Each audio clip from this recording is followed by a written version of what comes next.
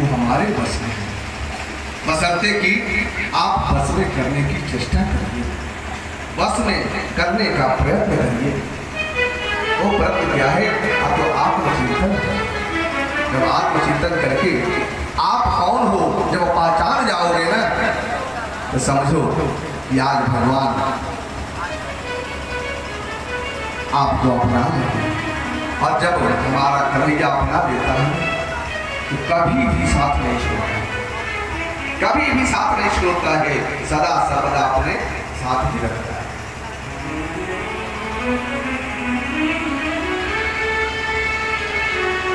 हमारे कन्हैया में गुण है, हमारे गोविंद में गुण है।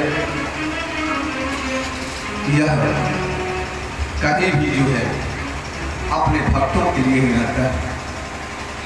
कलयुग में तो विशेष रूप से महाराज हमारे शास्त्रों में लिखा है कि दैवाधीनम जगत सर्वम मंत्राधीनात् देवता।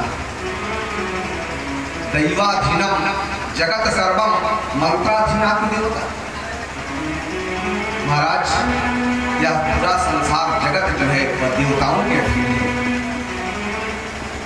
और वह देवता किसके अधीन है? अब मंत्रों के अधीन है। तो महाराज आप मंत्र तो जपिए, चाहे जिस भी देवता के आप उपासक हो उस देवता का मंत्र जपिए और ध्यान से जपिए और विश्वास पूर्वक जपिए। विश्वास ही विश्वासम फलदायकम। बहुत ज्यादा मंत्र जपा हुआ का कल्याण नहीं करेंगे, जबकि एक माला ही मंत्र जपें, एक बार आप भगवान का नाम लें और हृदय से लें, भगवान आपका कल्याण करेंगे। महाराज हमने कथा छोड़ा था रास में, रास चल रही है, रास चल रही है। हमारे अभिषेक जी मंच पर आए, रास के मध्य में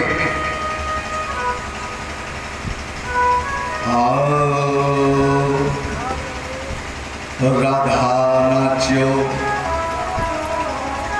कृष्ण नाच्यो, राधा नाच्यो, कृष्ण नाच्यो, नाचो गोपीजन सखी रे मेरो मन। राधा नाचे कृष्ण नाचे, नाचे गोपीजन, अरे मन में रोबन गयो सखी रे पावन वृंदावन।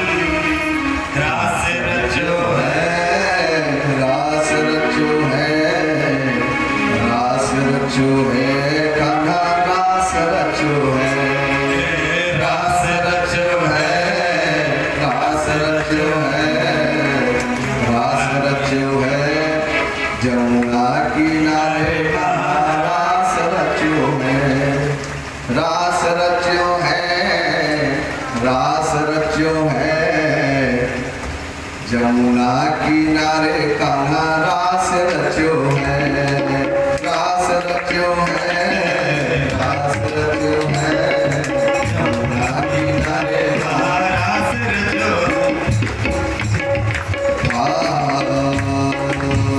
कौन कौन नाच रहा है? ब्रह्मा भी नाचो, शिव जी भी नाचो, ब्रह्मा नाचे, शिव जी भी ब्रह्मा नाचे, शिव नाचे तारागण, ब्रह्मा नाचे, कृष्ण जी नाचे, नाचे तारागण। ओ मन में रोबन गयो सखी रे, मन में रोबन गयो सखी रे, आओ वृंदावन। रास रचो है, रास रचो है, महाराज रचो है, रास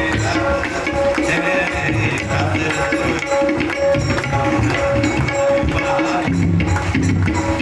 ब्रह्मा भी नाचो, शिव जी भी नाचो, नारद सारद शेष भी नाचो, ब्रह्मा भी नाचो, ब्रह्मा नाचे, विष्णु नाचे, नाचे नारदगण, ब्रह्मा नाचे, विष्णु नाचे, नारदगण, सूरज नाचे, चंद्र नाचे और तारागण, ओ सूरज नाचे, चंद्र नाचे, नाचे तारागण, सखी रे मेरो मन। मन में रोबन गयो सखी रे, मन में रोबन गयो सखी, पावन वृंदावन।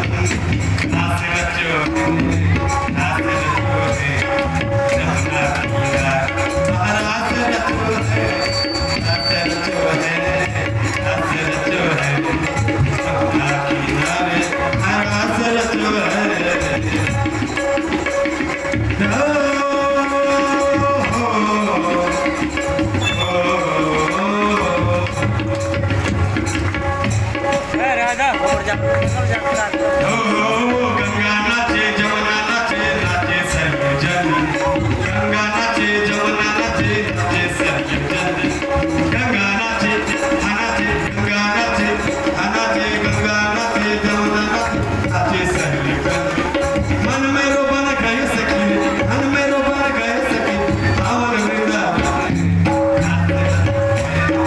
रासे जो है अरे वाह हसना जो है रासे जो है रासे जो है रासे जो है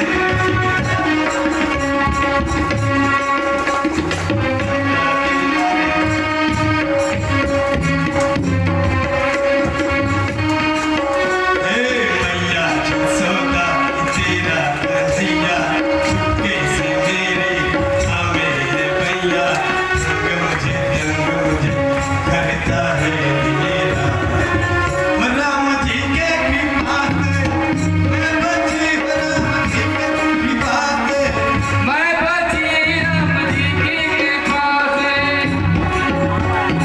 मैया जसोदा तेरा कन्हैया चुपके से मेरे हमें भैया राम जी की कृपा से मैं बची राम जी की कृपा से रास रचो है रास रचो है किनारे अपना रास रचो है रास रचो है रास रचो है रास किनारे रास रचो है बोलिए रास बिहारी भगवान की।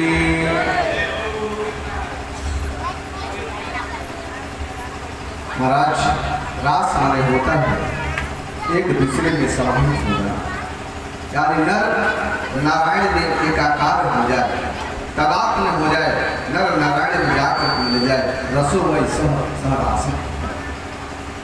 आज जितने रास के प्रेमी हैं, चाहे वह देवगढ़ की पत्नियां हो, चाहे गंधर्वगढ़ की पत्नियां हो, चाहे वृंदावन की पत्नियां हो, वृंदावन की जो गोपिकाएं हों, या इस चराचर त्रिभुवन में जितने लोग रास की कामना भगवान के साथ किए थे, वो सारे लोग एकत्रित होकर के और एकाकार हो गए, भगवान में एकाकार हो गए। प्रभु जब भगवान ने सबको जब एकाकार कर लिया, तो भगवान ने परीक्षा ली, हमारे कन्हैया ने परीक्षा ली कि देखें इसका मिलना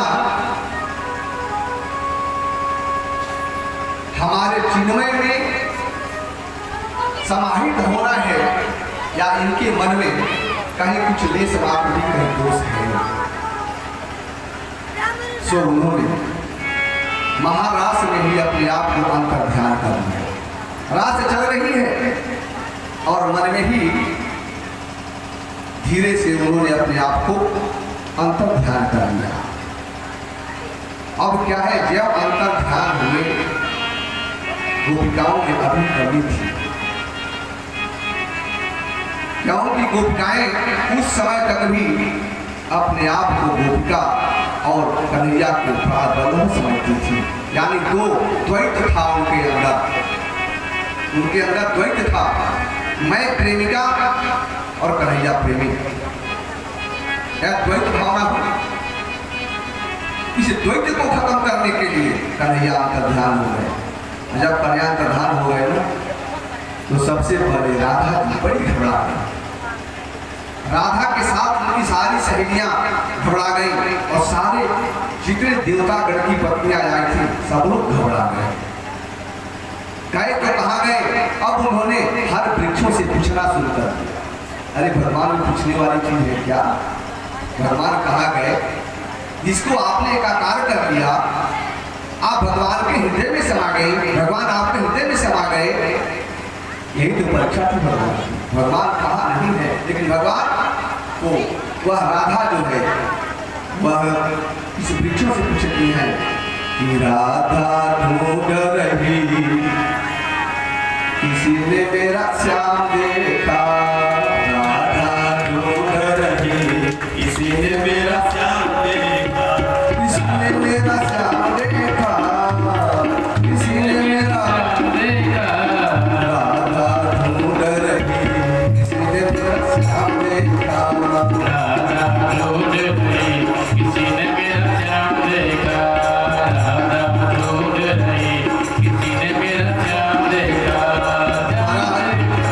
यहाँ भटकाने वालों की कभी कमी नहीं है, इस संसार में भटकाने वालों की कमी नहीं है। अगर एक व्यक्ति आ जाता है बैठने तो सबकी दिमाग भटक जाती है। भटकाने वालों की कमी संसार में नहीं है। अगर एक व्यक्ति पंडाल में आकर बैठ जाए तो सबकी निगाह उस पर टिक जाती है। महाराज भटकाने वाले में नहीं है। राधा ढूंढ रही, किसी ने मेरा श्याम देखा, किसी ने मेरा श्याम देखा, किसी ने मेरा श्याम देखा, किसी ने मेरा श्याम देखा, राधा ढूंढ रही, राधा ढूंढ रही, किसी ने मेरा श्याम देखा। राधा ढूंढ रही, किसी ने मेरा श्याम देखा। महाराज ए राधा तेरा श्याम मैंने मथुरा में देखा, ये कौन गा रहा है? मैंने मथुरा में देखा, ये कौन गा रहा है? भटकाने वाला व्यक्ति जिस कदम के वृक्ष के नीचे बैठ करके बंसी बजाई थी श्याम ने, यहाँ गोपियाँ एकत्रित हुई थी, उस कदम के वृक्ष से पूछ रही है राधिका, और कदम उत्तर दे रहा है, कदम भटका रहा है। भटकाने वालों को हमारे समाज में कभी नहीं है। हमारे समाज में भटकाने वाले बहुत तेरे मिल जाएंगे। बिना पूछे राय देने वाले सबसे सस्ता क्या है? राय देना। तो वृक्ष गा रहे हैं, राधा तेरा श्याम मैंने मथुरा में देखा, राधा तेरा श्याम मैंने मथुरा में देखा, राधा तेरा श्याम मैंने मथुरा में देखा, तेरा श्याम मैंने मथुरा में देखा, बंसी बजाते हुए किसी ने मेरा श्याम देखा, बंसी बजाते हुए किसी ने मेरा श्याम देखा, मुरली बजाते हुए किसी ने मेरा श्याम देखा, मुरली बजाते हुए किसी ने मेरा श्याम देखा। ओ किसी ने मेरा श्याम देखा, किसी ने मेरा श्याम देखा, किसी ने मेरा श्याम देखा, किसी ने धन श्याम देखा,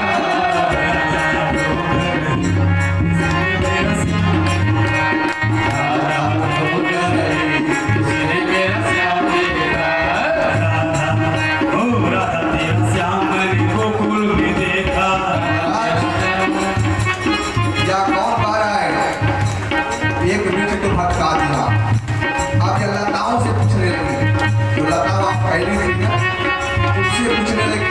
उन्होंने कहा कि नहीं नहीं, वो मथुरा में नहीं है, उसको तो मैंने गोकुल वृंदावन में देखा है।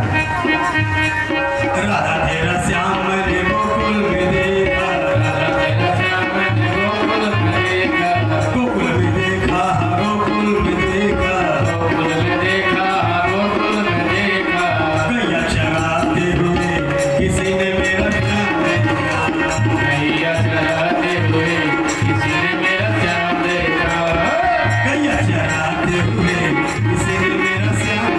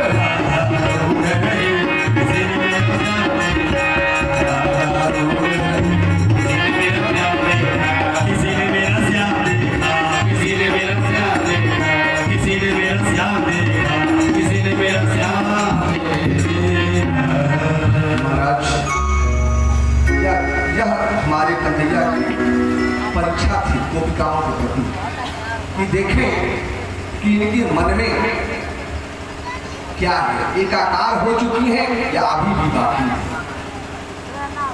अगर अपने हृदय में महसूस करती कन्हैया को तो किसी से पूछने की आवश्यकता नहीं होगी, लेकिन कन्हैया को अपने हृदय में न पा करती, हृदय में तो दिखती ही नहीं है। कस्तूरी कुंडल बसे मृग ढूंढे बनवान, जैसे मृग के नाभि में कस्तूरी होता है और उसके सुगंध से वह वन में दौड़ता रहता है, खोजता रहता है कि सुगंध कहाँ से आ रही है। से वही स्थिति उन गोपिकाओं के भी पास था कि हृदय में कन्हैया रहते हुए भी किसी और से वह पूछ रही थी, बार बार पूछ रही थी, अपने अंतर्मुखी भाव को प्रकट नहीं कर रही थी। बाह्यमुखी माने देख करके, अंतर्मुखी माने चिंतन करके, और बाह्यमुखी माने दिखा के। हमारे जितने दैत्य थे ना, देवता, वह अंतर्मुखी थे, और जितने राक्षस थे ना वह बहिर्मुखी थे। राक्षस देखा देखी काम करते थे, लेकिन देवता अपने आप में किए हुए चिंतन को के द्वारा उत्पन्न जो ज्ञान था उसका सदुपयोग करते थे।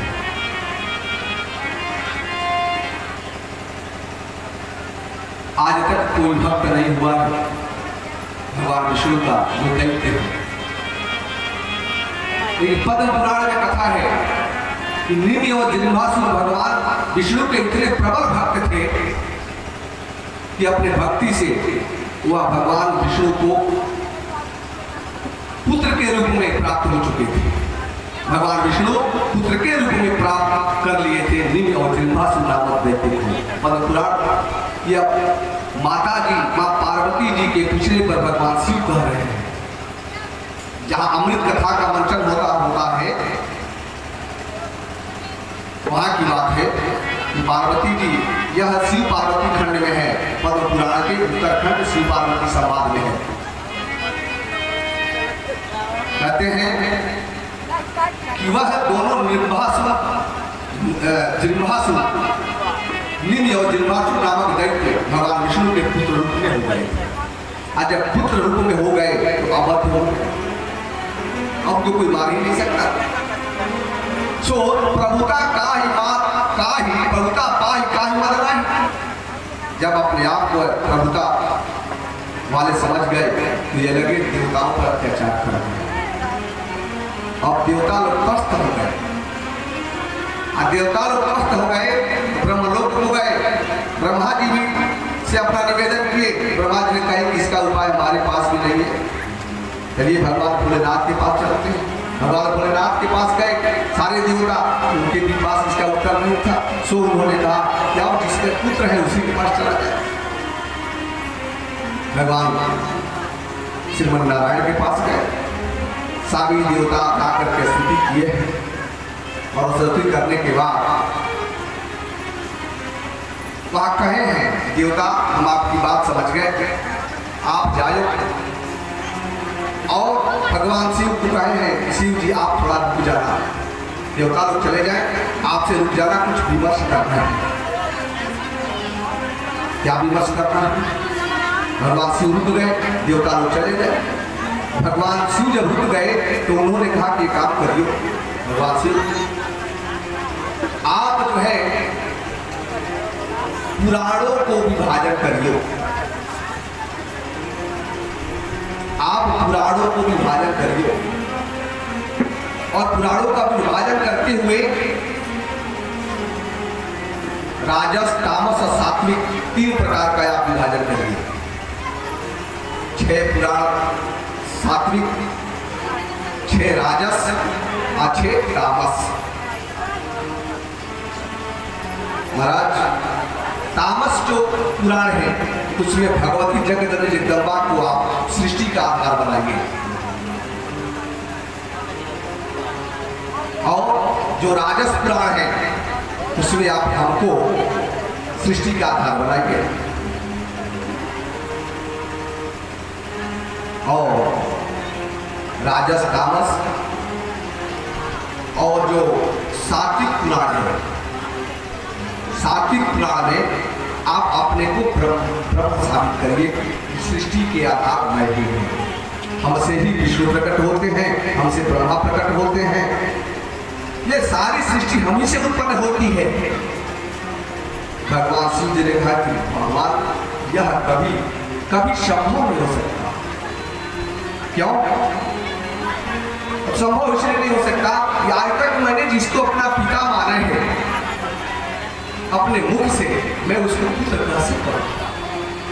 आज तक जिसको मैंने पिता का स्थान दिया, जिसको मैंने पिता माना, राम हमारे पिता है, उस राम को मैं अपना पुत्र कहने जाऊं तो महाराज ये हमसे नहीं होगा। महाविष्णु ने कहा कि भाई देवताओं की बात है, यह जगत कल्याण की बात है। हम और आप जगत की कल्याण नहीं करेंगे तो कौन करेगा? सो आप एक काम करियो, जो मैं कह रहा हूं उस काम को करियो, और जब जब मैं अर्चा विग्रह में अवतार धारण करूंगा तो आपके लिए हुए बात, आपके लिखे हुए बात को मैं सत्य कर दिया करूंगा। अर्चा विग्रह का अवतार का मतलब क्या है मास्टर साहब? अर्चा विग्रह के रूप में जैसे कि नरसिम्हा अवतार हुआ, बारह अवतार हुआ, वामन अवतार हुआ, राम परशुराम आज जो भी अवतार हुए, तो मैं जब अर्चा विग्रह अवतार धारण करूं तो मैं आपकी प्रतिष्ठा और पूजन कर दिया करूं। इससे ये लोग समझ जाएंगे वास्तव में आप ही जगत के सृष्टि के आधार हैं। भगवान शिव ने कहा इसमें कोई दोष नहीं लगेगा। कहते हैं भगवान विष्णु भी देखो दोष का संहार तो हो जाएगा, क्योंकि जब चित्त वृत्ति राक्षसों की चित्त वृत्ति बदल जाएगी तो दोष का संहार हो जाएगा। आपको पुराणों का विभेद करना है, और विभेद करके पहले ऋषि मुनियों को सुनाना है। ऋषि मुनि जो हमारे तपस्या में संलग्न हैं, आपको बताना है यार एक प्रधान व्यक्ति तो मैं हूं, मैं सृष्टि का आदि हूं, आप लोग किसकी पूजा कर रहे हैं? देखिए शिव जी, दैत्य लोग बहिर्मुखी होते हैं, अंतर्मुखी नहीं होते। और जब साधु ब्राह्मण महात्मा सन्यासी जब हमारे पूजा को छोड़ करके धीरे धीरे आपकी पूजा में तन्मय हो जाएंगे, आपकी यज्ञानुष्ठान करना शुरू कर देंगे, तो देखा देखी वह दैत्य भी जो हमको पूजा करते हैं वो हमारे पूजा से विमुख होकर के आपकी पूजा में संलग्न हो जाएंगे। महाराज भगवान शिव जी ने आपकी आजकल की लेकिन रचा रच महेश निज मानस, अभी भी शर्माते थे, अभी भी शर्माते से, लेकिन उन्होंने वह पूरा पुराण काक भुसुंडी जी को दे दिया। अपने श्रीमुख से नहीं कहा, काक भुसुंडी जी को दे दिया, और काक भुसुंडी जी ने इसको प्रचारित किया ऋषियों को। अब भगवान विष्णु से विमुख होकर के सारे ऋषि महात्मा ब्राह्मण जो भी जन समुदाय था सब भगवान शिव की भक्ति में लग गए। अब जब भगवान शिव की भक्ति जब चरम सीमा पर पहुंची तो दैत्यों ने देखा कि अरे हम लोग इतने बड़े मूर्ख हैं, हम लोग इनकी पूजा करते हैं, जगत के आदि तो ये भगवान शिव हैं। सो वो देखा देखी का ये भगवान विष्णु के तपस्या को छोड़ करके विरक्त होकर के भगवान शिव की तपस्या में लग गए। तब से लेकर के आज तक इतिहास कोई भी पुराण ऐसा नहीं है कि जिसमें कभी दैत्य जो है वह भगवान विष्णु का भक्त हो या कहीं नहीं हो, केवल वीर और जीवासुर को छोड़कर। हुआ क्या कि अब विमुख होते होते विष्णु के द्वारा जो प्रदत्त आशीर्वाद था वह धीरे धीरे क्षीण होने लगा, कमजोर पड़ने लगा। और एक समय आया कि भगवान विष्णु जी के द्वारा ही उनका उद्धार हुआ। बोलिए वृंदावन बिहारी लाल की। भगवान कन्हैया ने देखा कि अब इनके अंदर अभी भी द्वैत है, सो अद्वैत को अद्वैत में हमको प्रकट होकर के एकाकार करना पड़ेगा। गोपियों के मध्य में प्रकट हो गए। प्रकट होकर के राधा के पास प्रकट हुए और राधा से कहे, राधे तेरे चरणों की गर धूल जो मिल जाए, राधे तेरे चरणों की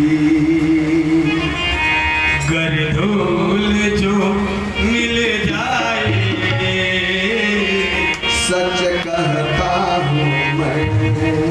महाराज देखिए, ये धूल का जब कन्हैया बाल अवस्था में थे ना, तो 2 बार इन्होंने अति रुदन किया है। 2 बार अति रुदन किया है।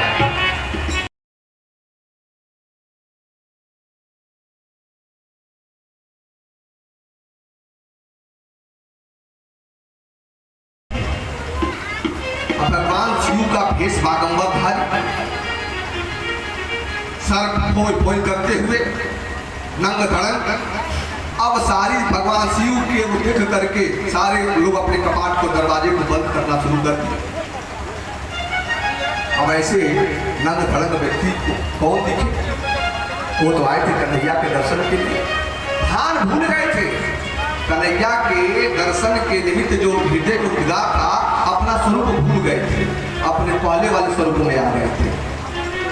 इस स्वरूप में लोग रहते हैं।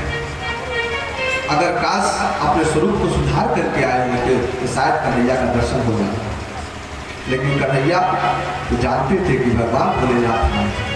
सो उस महल में रुदन शुरू कर दिया और इतना रुदन किया, इतना तेज रुदन करना शुरू कर दिया, सारे लोग घबरा गए, सारी जनता घबरा गई। अलग निरंजन करते हुए भगवान शिव नंद बाबा के दरवाजे पर घूम रहे थे। किसी गोपी ने कहा, कह रहे साधु बाबा आयो है, साधु बाबा से छड़वा फुकवा दियो ना। माता जसोदा गोद में कन्हैया को लेकर के और निकले। भगवान शिव ने दर्शन किया है। भगवान शिव की कृपा दृष्टि पड़ते ही कन्हैया चुप हो गया है, दर्शन हो गया, धन्य हो गए भगवान शिव आज अपने राम को देख करके। और एक बार और जब राधा से मिलना था, जब राधा यह बाल अवस्था थी, तो राधा से मिलने के लिए उन्होंने रुदन किया था। तो जब राधा से मिलने के लिए जब रुदन उन्होंने किया था, तो पहले गौ के पुष्प से झाड़ा गया, दूध से स्नान कराया गया, गोमूत्र पिलाया गया, पंचगव्य पिलाया गया, ज्योतिषियों को बुलाया गया, कुंडली दिखाई गई, झाड़ फूक करने वाले को बुलाया गया, वो भी अपना अपना उपचार करके थक गए। जितना उपचार करते उतना ही रुदन बढ़ता। सो भगवान भोलेनाथ ने कहा, मैं एक उपाय जानता हूं। तो क्या? तो भगवान जी की दुलारी जो राधा है, राधा का नाम नहीं लिया, कहा कि अगर कोई गोपी अपने चरणों की धूल अगर कन्हैया के मस्तक पर लगा दे तो कन्हैया चुप हो जाएगा। इसका एक ही उपचार है कि कोई भी गोपी अगर अपने चरणों की धूल को, चरण रज को अगर कन्हैया के माथे पर लगा दे तो कन्हैया ठीक हो जाएगा। अब कौन गोपी भाई?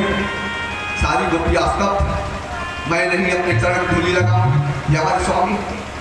सबके अंदर द्वैत था। लेकिन जब यह खबर भगवान जी के पास पहुंची, राधा रानी के पास पहुंची, तो राधा साहस स्वीकार कर लिया कि चलिए पिताजी, हम चल के अपने चरणों की धूल भगवान कन्हैया के सिर पर लगाते हैं। राधे चरणों की गर धूल मिल जाए,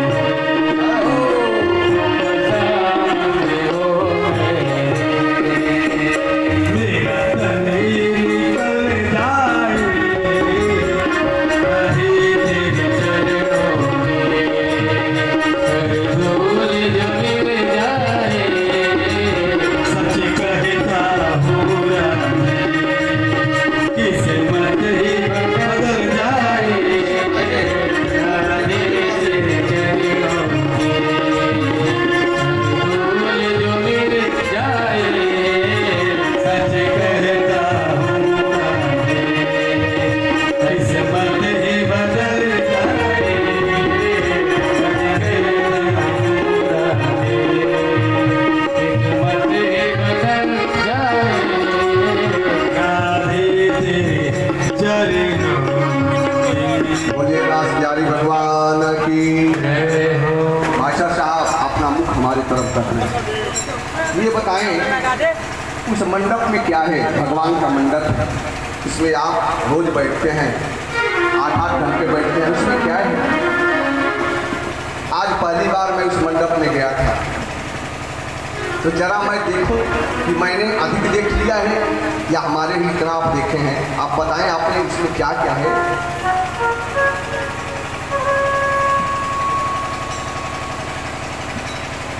डॉक्टर साहब इसमें क्या क्या है?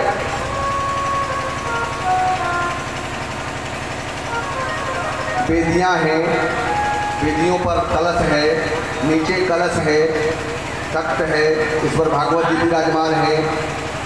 इसके अलावा क्या है वहाँ?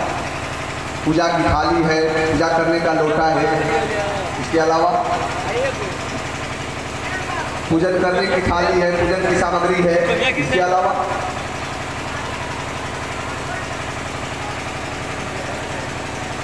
स्थापना है। इसके अलावा महाराज शायद जो मैंने देखा वो आपने नहीं देखा। और मैंने क्या देखा? आज पहली बार मैं वहाँ गया था कुछ क्षण के लिए, और मैंने क्या देखा? अगर कोई पंडित जी विद्वान हो तो जरा उस जो पंडाल है, यज्ञशाला है, उसका एक दरवाजा खोलें। मास्टर साहब को वहाँ जाना है शपथ में। मास्टर साहब मैंने क्या देखा कि लुहुर लुहुर कर जइया। आपने नहीं देखा है? आपने देखा है कि नहीं? लेकिन मैंने देखा है। अरे कलश के नीचे जो अन्न है, सप्तधान्य है, उसका जय निकला है कि नहीं निकला है? जयंती देवी है वो, आपने उन पर चिंतन नहीं किया है। जग की सफलता का द्योतक है जयंती देवी, इसलिए आप तत्काल प्रभाव से शपथ में जाएं और उसका दरवाजा खोला जाए और उनको प्रणाम करके तब जाए कि लुहुर लुहुर कर जइया आज आई मोर मैया।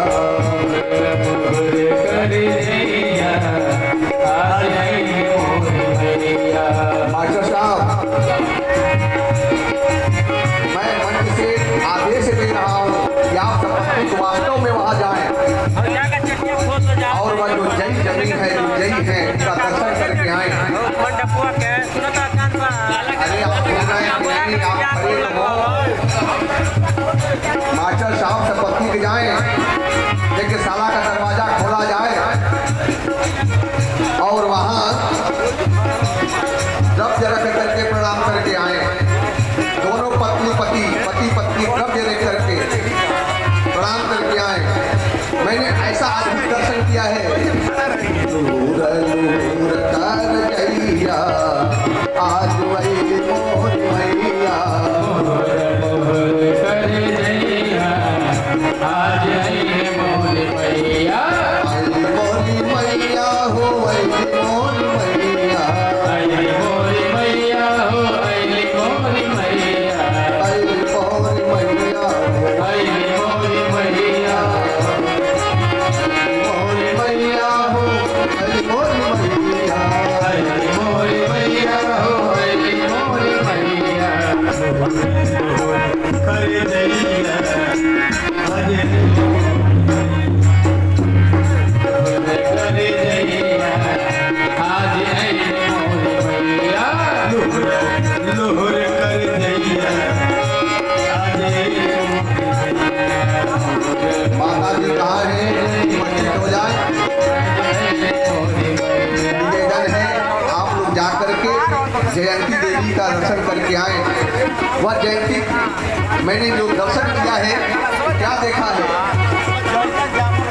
अरे कमल सवार मैया धन बरसावे। कमल सवार मैया धन बरसावे। मास्टर साहब धन बरसाने वाली आ गई हैं, उनको जा करके धन चढ़ाइए। कमल सवार मैया धन बरसावे कमल सवार मैया धन बरसावे आए बाबा कमल सवार मैया धन बरसावे बार कमल भद्रा सवार मैया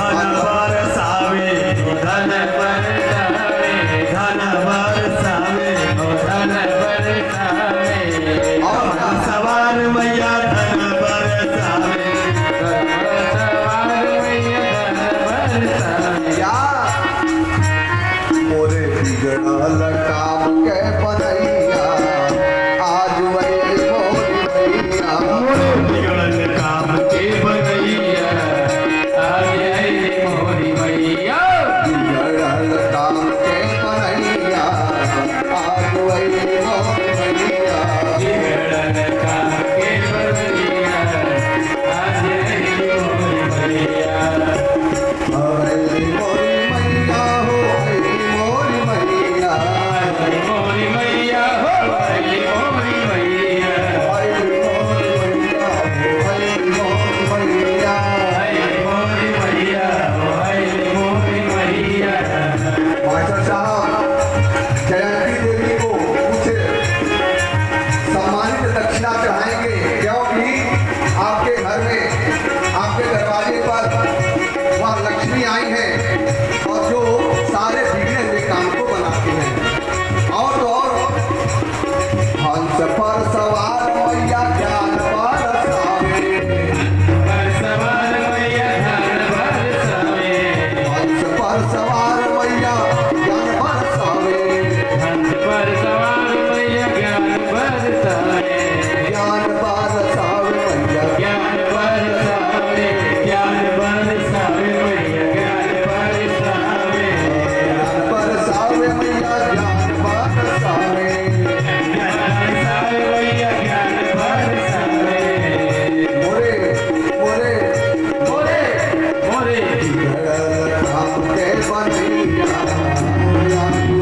मोरे मैया बिगड़ल काम के बनैया आज आई मोरी मैया जयंती देवी को प्रणाम करें कलश को प्रणाम न करें जयंती देवी वह जयंती देवी है उनको जो है अपना हृदय से सुमन समर्पित करते हुए और जयंती देवी को प्रणाम करके पुनः आकर के अपने स्थान पर विराजमान हो जाते हैं।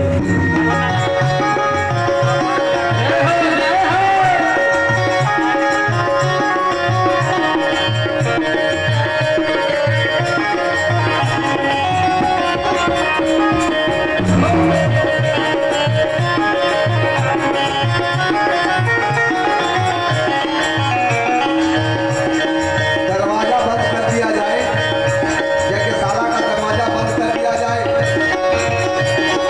तो उसमें ठहराव भी आ सकते हैं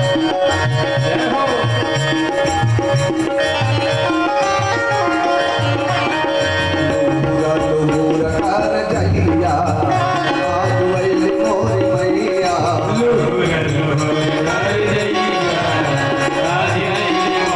लगता है जब कन्हैया का प्रकट होने का समय आ गया है क्योंकि गोपिकाओं का मन रूपी मयूर अभी तक जो है दृष्टि रूपी मयूर नाच रही थी चारों तरफ ढूंढ रही थी चारों तरफ खोज रही थी वनों में जाकर के लताओं से पूछती उस कदम के वृक्ष से पूछती पुष्पों से पूछती लेकिन अब शायद मन रूपी मयूर जब नाच उठे गोपिकाओं को तो समझो गोपिकाओं को तत्काल भगवान प्रकट होने वाले हैं।